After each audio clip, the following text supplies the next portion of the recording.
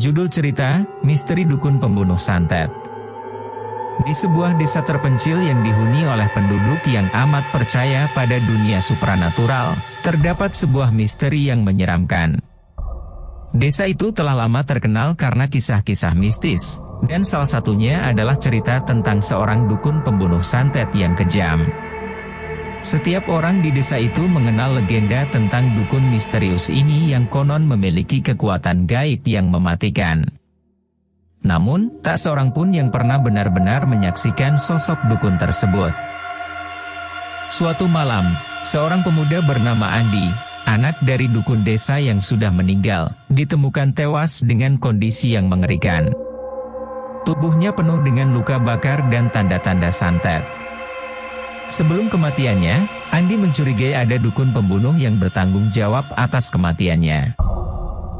Kematian Andi menghebohkan seluruh desa, dan warga desa mulai berusaha mencari tahu siapa pelaku di balik kematian tragis tersebut.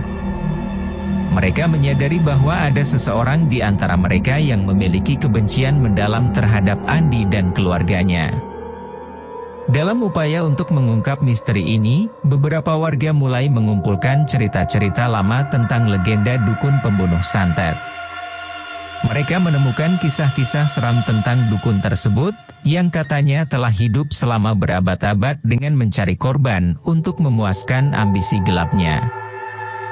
Di ruang bawah tanah rumah Andi, sekelompok warga menemukan gulungan kuno yang berisi mantra-mantra jahat dan ritual-ritual santet yang sangat kuat. Mereka menyimpulkan bahwa Andi kemungkinan adalah calon dukun penerus yang menjadi sasaran pembunuh. Meningkat ketakutan merebak di desa karena kini mereka menyadari bahwa siapapun bisa menjadi korban berikutnya. Warga desa mulai bersembunyi dan mengunci pintu mereka setiap malam, takut bahwa dukun pembunuh santet akan datang menghampiri mereka. Seorang perempuan tua di desa, Nyi Loro, yang dianggap memiliki pengalaman dalam hal dunia gaib, mengaku telah berkomunikasi dengan roh Andi. Dia menyatakan bahwa Andi menginginkan keadilan dan ingin pelakunya dihukum secepatnya. Saat ketakutan semakin meluas, peristiwa mengerikan lainnya terjadi. Beberapa warga desa ditemukan dengan luka-luka aneh dan perasaan tercekik di leher mereka. Semakin banyak orang yang percaya bahwa mereka menjadi korban dari kekuatan gelap sang dukun pembunuh santet. Seorang pria misterius muncul di desa dan mengaku sebagai dukun yang bisa melawan dukun pembunuh santet. Warga desa berharap pria itu akan membantu melindungi mereka dari ancaman mengerikan tersebut. Malam itu, seluruh warga desa berkumpul di balai desa untuk mencari tahu siapa pelaku di balik semua ini. Dukun baru dan Nyi Loro bersama-sama mengadakan ritual untuk mengungkap identitas dukun pembunuh santet. Ritual tersebut mengungkap kebenaran yang mengejutkan. Ternyata, pria misterius yang mengaku sebagai dukun adalah ayah Andi yang sebenarnya. Dia menyamar untuk mencari tahu siapa yang membunuh anaknya dan mengambil balas dendam. Ayah Andi, yang merupakan dukun yang kuat, membuka portal ke dunia gaib dan berusaha memanggil roh dukun pembunuh santet. Namun, ia kehilangan kendali atas kekuatan gaib yang dia panggil, dan roh jahat itu mengamuk di desa, mencari korban selanjutnya.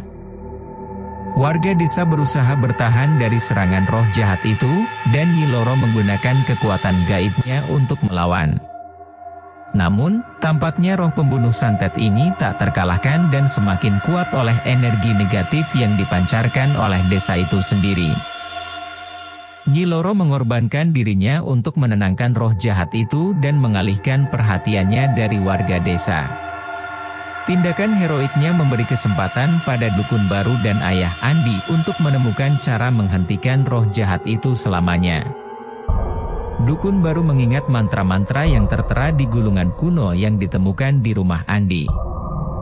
Dia memutuskan untuk melakukan ritual kuno untuk menyegel roh pembunuh santet kembali ke dunia gaib. Dalam konfrontasi terakhir, dukun baru menghadapi roh pembunuh santet. Pertarungan sengit antara kekuatan gaib berlangsung di antara mereka, menggetarkan tanah di desa itu. Dengan upaya terakhir, dukun baru berhasil menyegel roh pembunuh santet kembali ke dunia gaib. Namun, dia mengorbankan nyawanya dalam proses tersebut, meninggalkan desa dalam kesedihan. Setelah peristiwa itu, desa kembali menjadi tenang. Warga meratapi kehilangan Nyi Loro dan dukun baru, tetapi mereka merasa lega karena ancaman roh pembunuh santet akhirnya sirna. Warga desa merenungkan peristiwa mengerikan yang baru saja terjadi dan memahami pentingnya menghormati dunia gaib dengan bijaksana.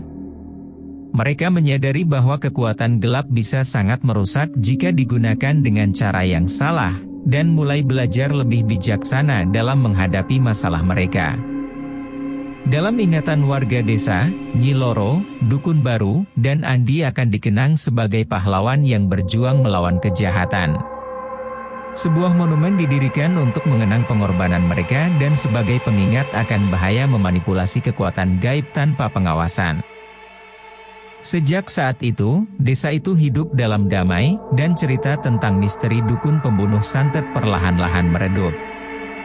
Namun, setiap tahun, pada hari peringatan kematian mereka, warga desa berkumpul untuk berdoa dan mengenang para pahlawan yang telah mengorbankan nyawa mereka demi keselamatan desa. Moral dari cerita ini adalah pentingnya menghormati kekuatan gaib dengan bijaksana dan tidak menggunakan energi negatif untuk mencapai tujuan kejahatan. Lebih dari itu, misteri dukun pembunuh santet mengingatkan kita tentang kekuatan kegelapan dalam pikiran manusia dan bagaimana hal itu dapat merusakkan ketenangan dan keamanan masyarakat. Akhir cerita ini, meskipun menegangkan dan menakutkan, menekankan pentingnya mencari kedamaian dan kebahagiaan dalam diri sendiri dan masyarakat, serta menghindari permusuhan dan dendam yang hanya akan menghasilkan bencana.